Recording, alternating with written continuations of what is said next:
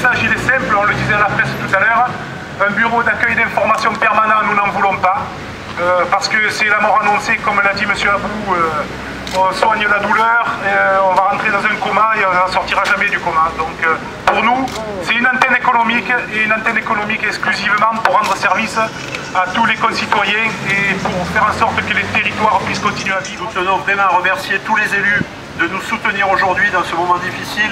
Je sais que vous êtes impliqués fortement pour la défense de nos intérêts, que vous êtes intervenus notamment à l'Assemblée pour la question de Béziers, pour le maintien de l'antenne de Béziers. Et c'est vrai que nous tenons vraiment à vous en remercier, à la fois au niveau local, à la fois au niveau régional et au niveau national. Alors moi, ce que je voudrais souligner, c'est surtout le fait qu'aujourd'hui, les collègues de Béziers se sont mis en grève. C'est la seule unité de France aujourd'hui qui est en grève illimitée. Et je tiens à le féliciter.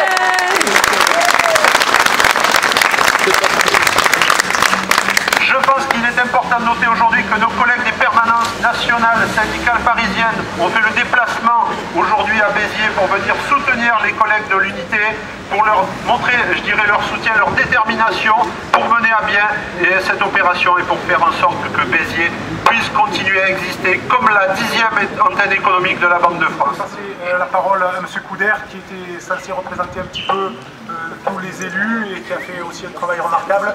Tous les collègues des villes moyennes ont dit un bureau d'information, c'est rien du tout. C'est un guichet où on prend le dossier, terminé, il n'y a rien de plus. Donc à partir du moment où ils ont décidé de fermer, j'ai rencontré donc personnellement le gouverneur adjoint avec ses collaborateurs. Nous sommes intervenus pour ma part au Sénat en posant une question au ministre, et ensuite Elie a posé une question au ministre à l'Assemblée, et les échos que j'ai pu avoir en rencontrant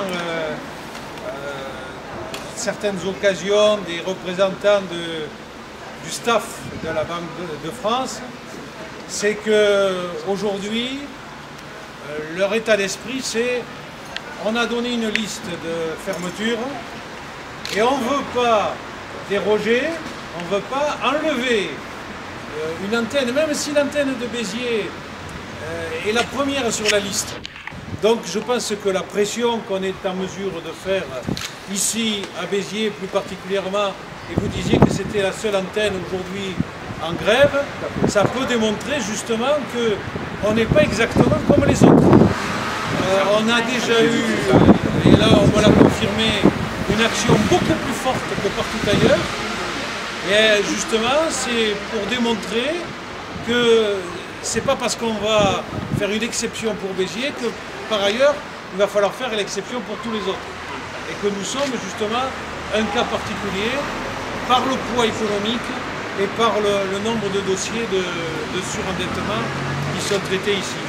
Donc je pense que notre action est résolue et en même temps rassemblée, puisque tous les représentants du conseil général, du conseil régional, évidemment le député, le sénateur maire, tout le monde est ici à vos côtés, aux côtés des représentants syndicaux, des représentants du personnel.